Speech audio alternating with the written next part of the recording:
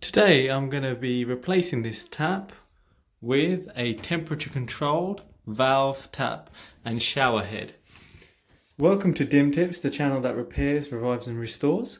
There's a few things that I want to do as part of this mini project.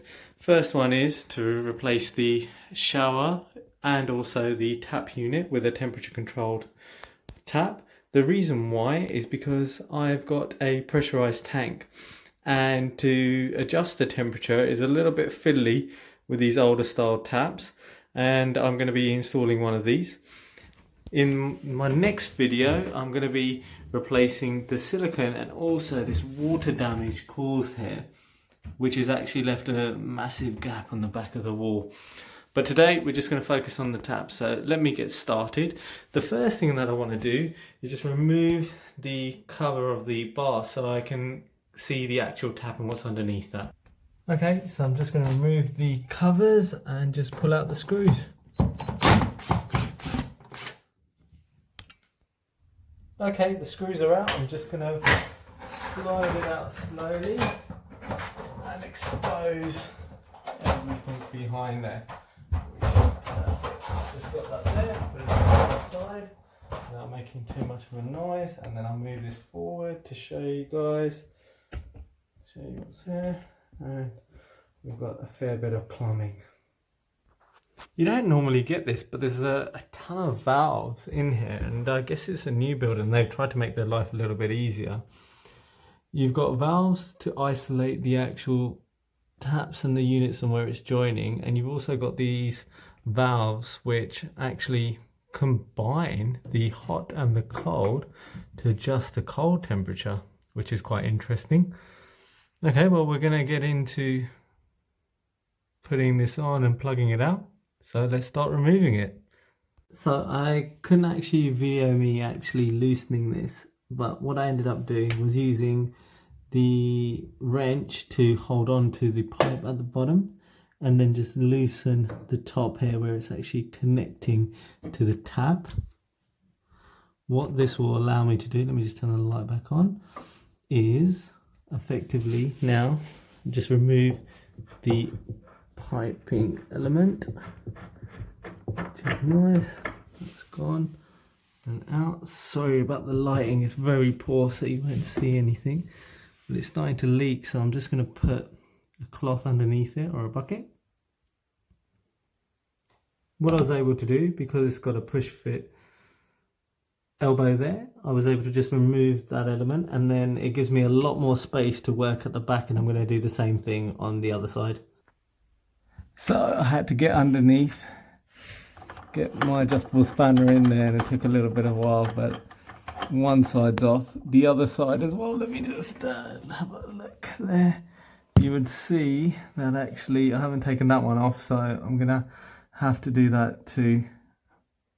I had to actually remove the stop plug, I guess, for the bath because the unit was just in the way. I'm going to have a link to the video just in the top right hand corner, also because there's a bit of maintenance and cleaning that I need to do for that. But this is a nice simple trick which you can actually put your spanner towards the actual unit in the vertical angle. That way you can actually get a bit of lock and resistance against the actual nut, which is actually quite nice and easy to now to remove. But now that I've loosened it enough, I can just do it by hand, which is nice and easy, so I should be able to take the tap out. Okay, now that everything's removed, I should just be able to pull this out. Just checking if there's nothing on the other side which needs to be pulled out from here. Oh, here we go. Got something just here. It looks like a washer. That's okay. Pull out. Nice. Okay. It's a bit tight there, but not bad. Nice and heavy unit. So that's ready to go. I'm just going to remove the shower. I'm not going to need it, but still. Let's get rid of that. Still got the unit, and now let's put the other one in. Okay, everything's tightened now. I used the same trick as before, which was the spanner in the vertical direction. So now what we can go ahead and do, and I'm just going to show you the tap. It's nice and flush. There isn't anything showing across the actual washers, and it doesn't look too bad. Now what I'm going to do is re-add all the various piping and put it back in place. So the first thing I'm going to do is get the actual long pipes and actually screw these underneath so that we've got the connection, and then it should just be plug and play.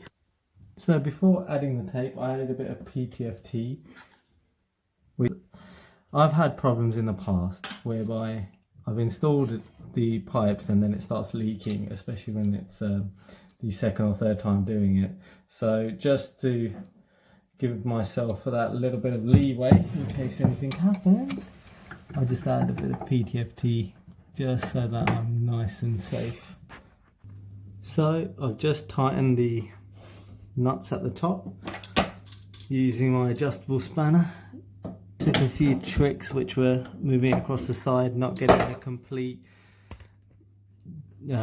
join on the nut itself, but it seemed to work. So the last bit is to just plug and play these actual elbow joints. So I'm just going to go ahead and do that, and then I'm going to turn on the supply and then we'll see if there are any leaks. Okay, everything's plumbed in, no leaks, tap seems to be working, so let's just quickly test it.